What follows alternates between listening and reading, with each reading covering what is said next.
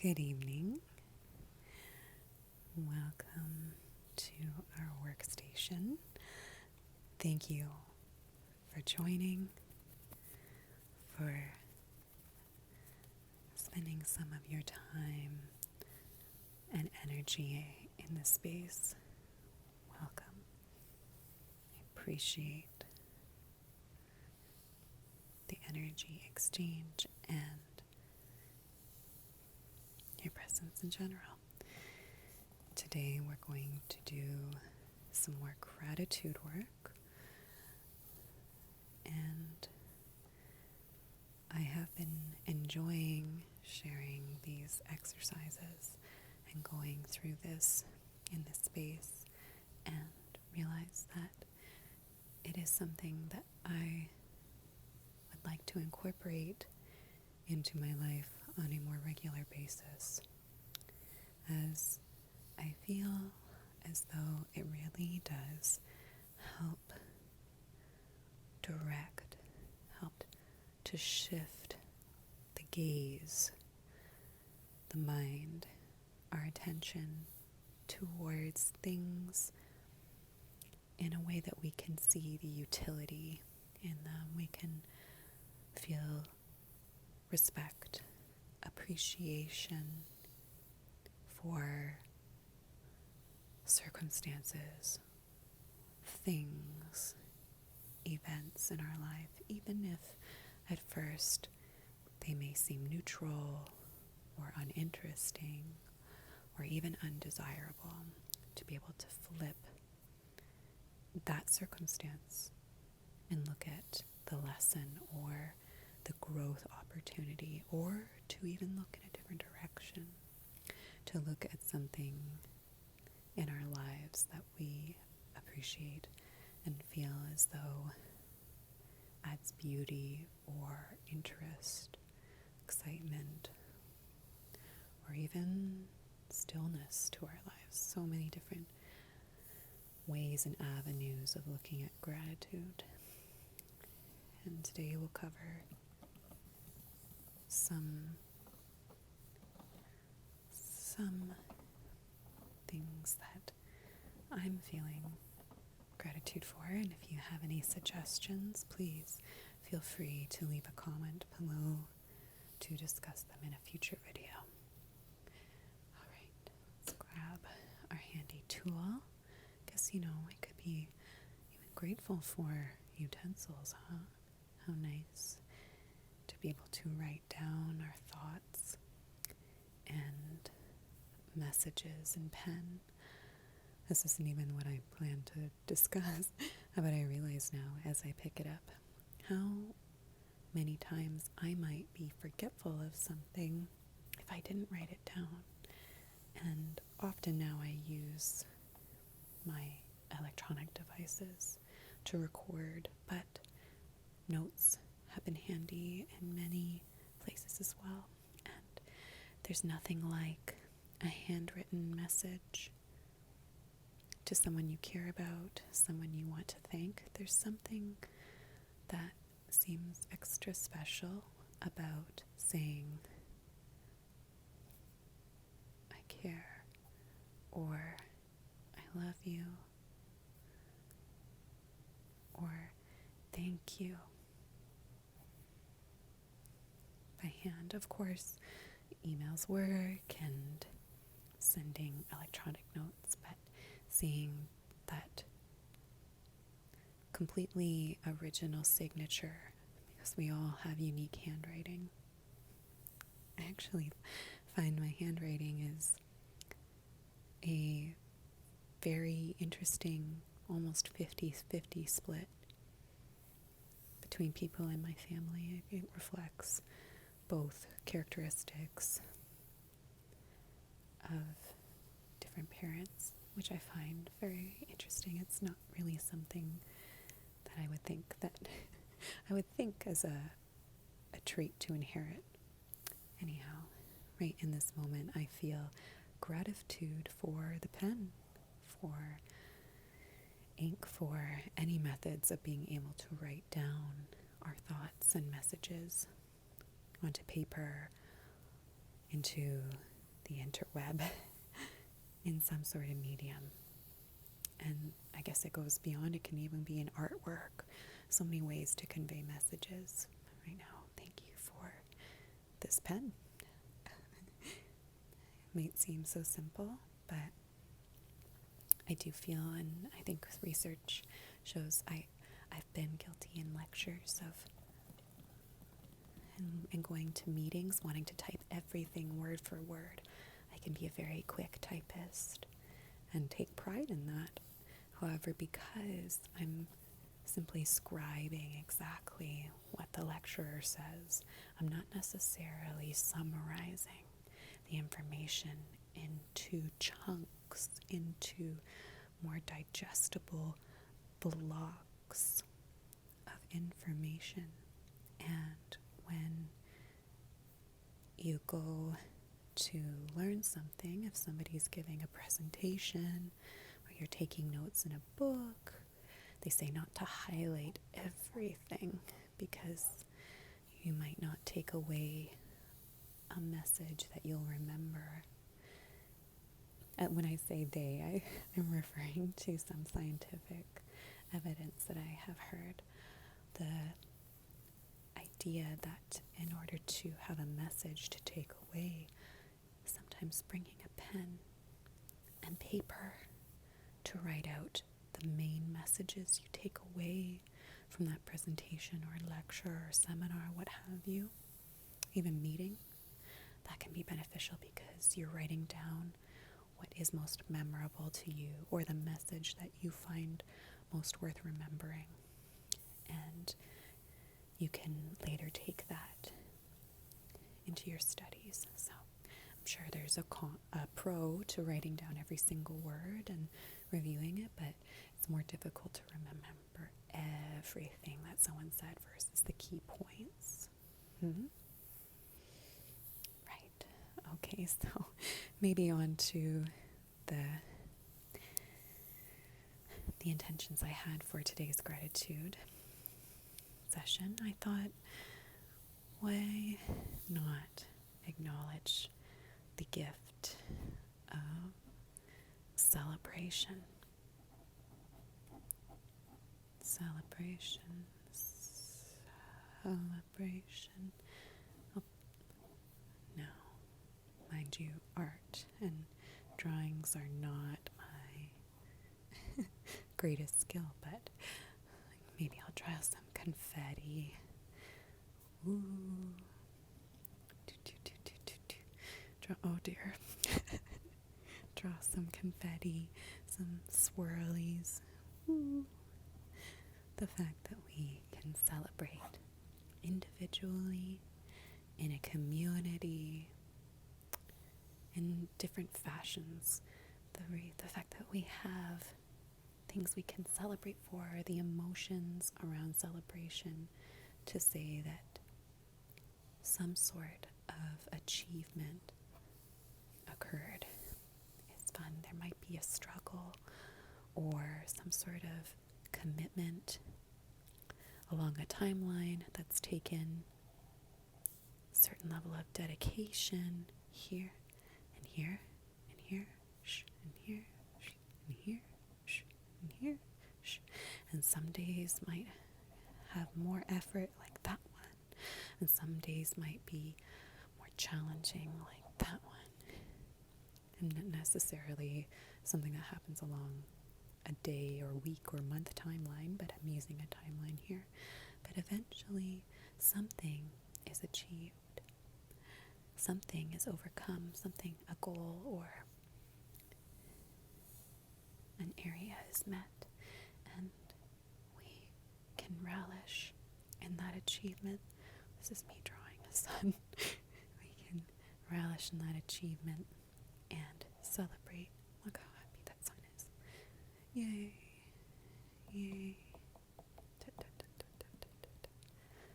And so, even though this year has been a mess in many ways, the fact that having certain goals be met and certain milestones achieved, finding little things to celebrate, can be our true gift. think that's what we say when it comes to parenting and dealing with, as an example, when you have a little one or you're helping in childcare, celebrating the small things every time baby takes a step, or every time baby makes a new sound, or just these milestones that might seem incremental if we were to be judgmental and thinking, well, I want to see a big achievement. But really, if we zoom in, we might see how these steps are really significant and are worth celebrating. So, for all the reasons to celebrate, I'm thankful for that. And going in a bit of a different direction, maybe it would be good for me to do a theme one day, but for now I kind of am enjoying covering some random things, or not necessarily interconnected things. I might just look around the room and I see different objects, or think of certain concepts to be grateful for. And especially since quarantine and lockdown era of this year, I have become a bit of a fan of indoor plants, and I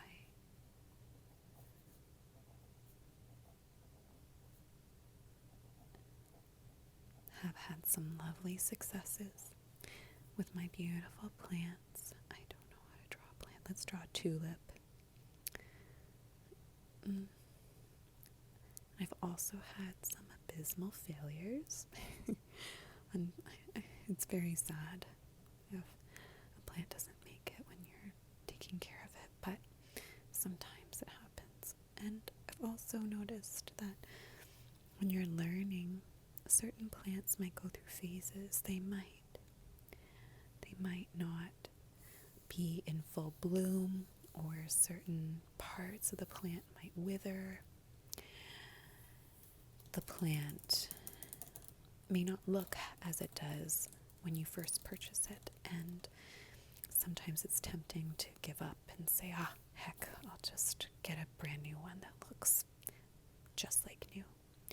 But with patience and research and dedication, that plant can come back to its form that you might be more familiar with.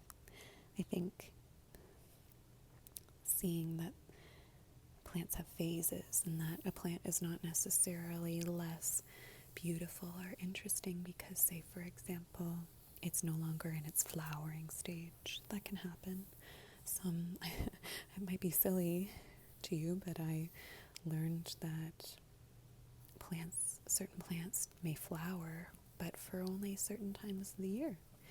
And it can make it that much more special when they do flower. But you have to take care of them during the year. And some plants, they don't do very well with too much handling. They may actually like to be left alone. They may not like to be watered too much. They might want particular sunlight. They may want a certain type of soil or fertilization. And these are things you have to learn along the way. And some plants need more nourishment and more water. Some plants need dark areas. You learn that each plant is unique. And not only is each plant unique, but plants will respond different ways depending on their environment. It's kind of a good metaphor, or a real life example of how people are. We might be a certain way or feel a certain way in a given space, but put us into a different spot. We might have different needs and different ways of feeling and thinking. So I thought that was a very nice exercise, and to also not give up. Sometimes you have to know when the plant is not going to make it, but there are times where patience and continued consistent effort can yield some beautiful results. So I'm very grateful for my indoor plants right now. They really do add some beauty and life to my indoor space. Another indoor thing I noticed, it's not very expensive, but has gotten so much utility. It might be a good exercise for you to think about something that it doesn't matter necessarily the cost, but if something has had just an exponential return in its value, for me, it's a yoga mat that was actually given to me. It's very thick, very thick, and I have been using it every single day, whether it's for stretching or some basic resistance, core training, yoga type movements, Pilates type movements. There's so many different things that the mat can be used for. Push-ups, whatever it is that you want to do that can work in that space. That mat has really, really been one of the most valuable tools for exercise that I have. Maybe a comfortable and supportive pair of shoes for exercise when being outdoors, or sometimes depending on the indoor activity, of course. That can really help and go a long way, but it goes to show sometimes there's obviously equipment. Oh gosh, I don't know if I can draw a dumbbell. Of course, there is equipment that can make a huge difference, but there are also things that are very simple that can make a tremendous difference too. So today, when I was reflecting on gratitude, I saw my mat and I thought, geez, thank you for all that you've done. Now I know there's a lady that, an author, her name is Marie Kondo, and she will thank the objects in her home. I can't say that I've thanked the objects in this gratitude exercise, actually speaking to them, but it couldn't hurt. Could always try. And if that's not for you, that's okay too. Maybe I'll give it a go and let you know how I feel. So, going one more exercise around indoor things that I'm grateful for at the moment that have been, I feel, exceptionally helpful during this year are having access to cooking tools indoors. Cooking tools like a stove and having a pan to stir fry some things or cook other things on the stove. The oven has also been very useful. And I just think so many of my meals, I've been learning to cook more this year. So many meals have taken place in this area.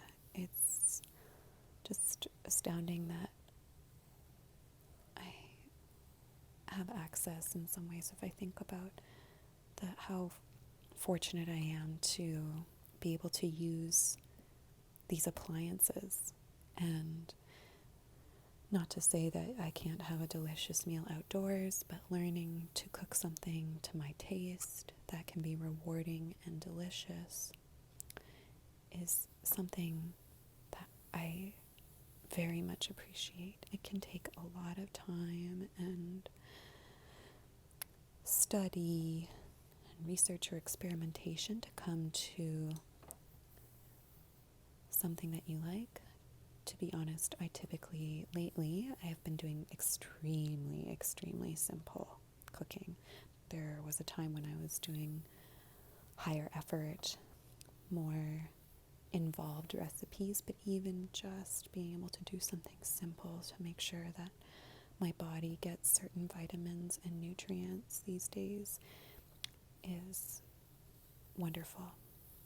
And I'm very grateful for that. Even having access to local grocery.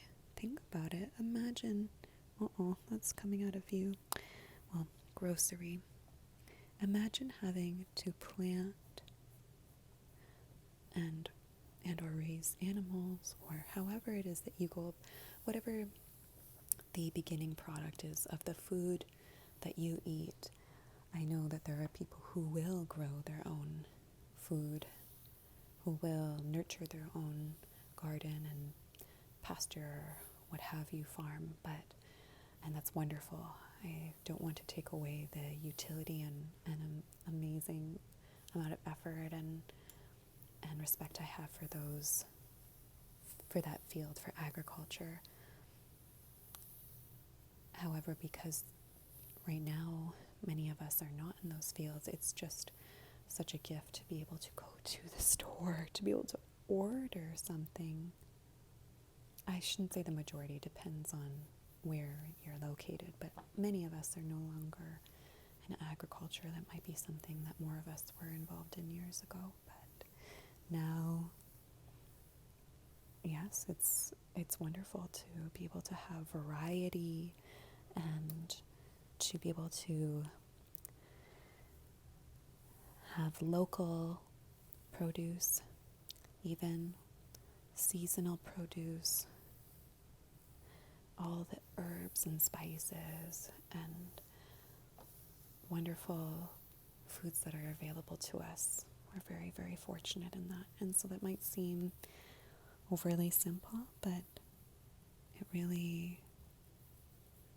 can be quite a gift. So thank you for that. And then I think it's good to talk about a sense. Sometimes taking it back and feeling more simple, having something to be grateful for that is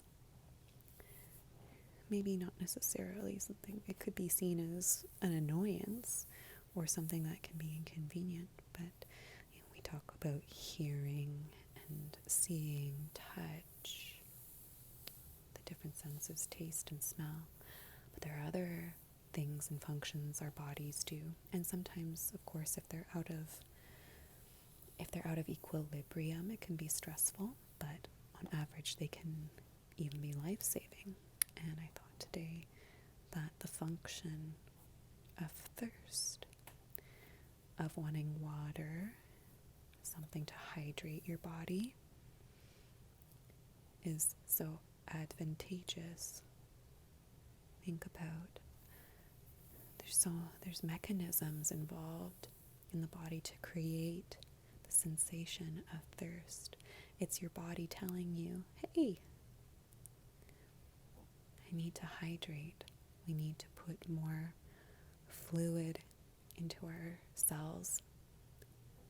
And the body alerts you in a way that motivates us to go and take in fluid. And so we all know how it feels to be really dehydrated. It can be quite uncomfortable. And I've heard that our brains are not very happy when we're dehydrated.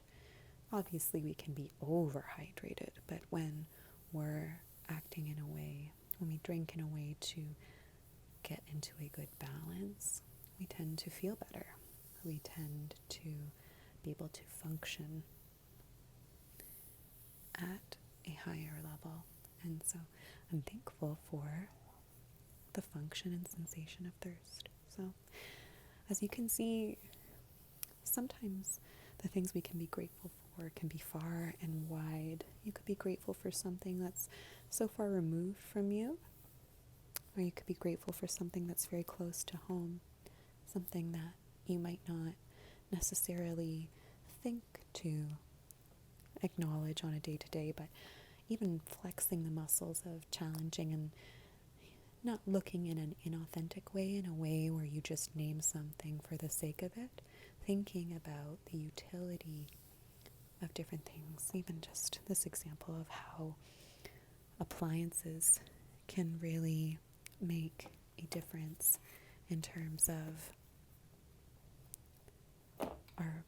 the conveniences that it brings to every day can make a tremendous difference. And just to be able to pause and be grateful, I think is a good thing.